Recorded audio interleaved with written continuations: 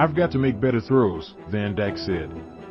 We're not going to win next week if I play like that today. The Hurricane star wasn't wrong. Although Miami eventually won by more than 3 touchdowns, the third-year sophomore quarterback had one of his worst statistical games since taking over the starting job last year.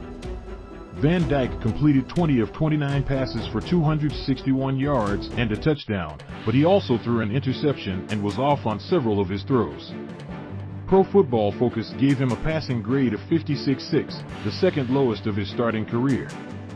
The site graded 79% of his plays as turnover-worthy, which was the worst mark of his career.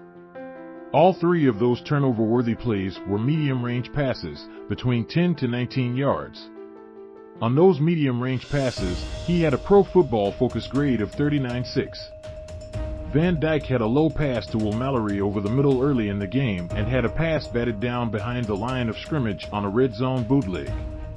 His interception came on a 4th and 4 play down the right sideline where Southern Miss safety Malik jumped a pass intended for Mike Redding 3.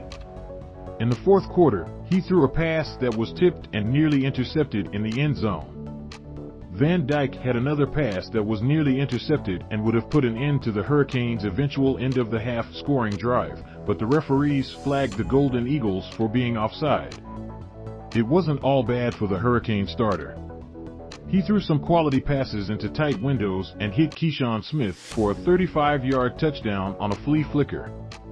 But the mistakes showed the third-year sophomore, who received some Heisman buzz entering the season, still has room to improve. I think some of the missed throws were just fundamental-wise, Van Dyke said. Overstride a little bit, not getting my feet to the right spot and certain times, kind of coming across my body. That's why I missed a few throws low. So I just worked on that today, the past few days. Definitely going to get that corrected. Van Dyke said there are 2 ways to approach a tough game like last week's: forget and move on, or work on fixing the issues.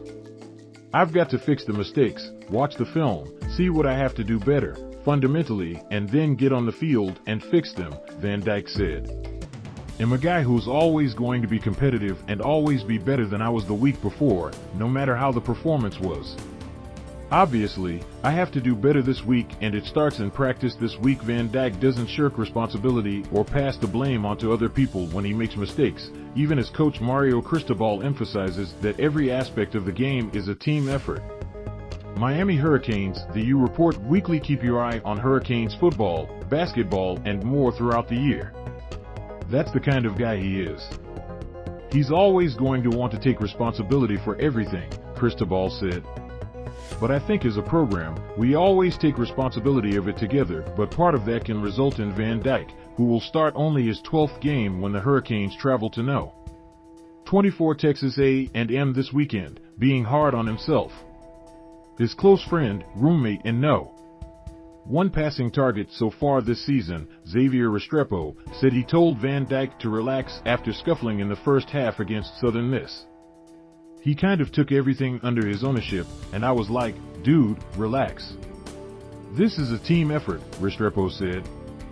The way he responded in the second half was awesome. Fortunately for UM, Van Dyke thinks he is well on the way toward correcting the mistakes that hampered him last week.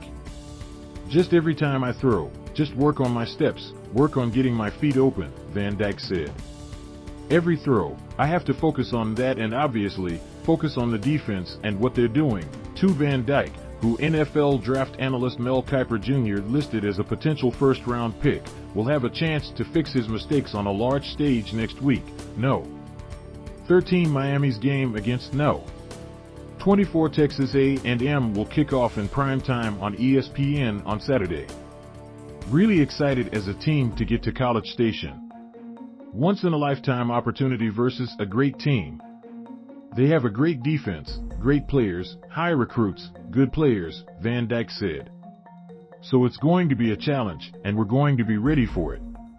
It's just a good feeling going into another team's stadium and making plays, making the crowd quiet.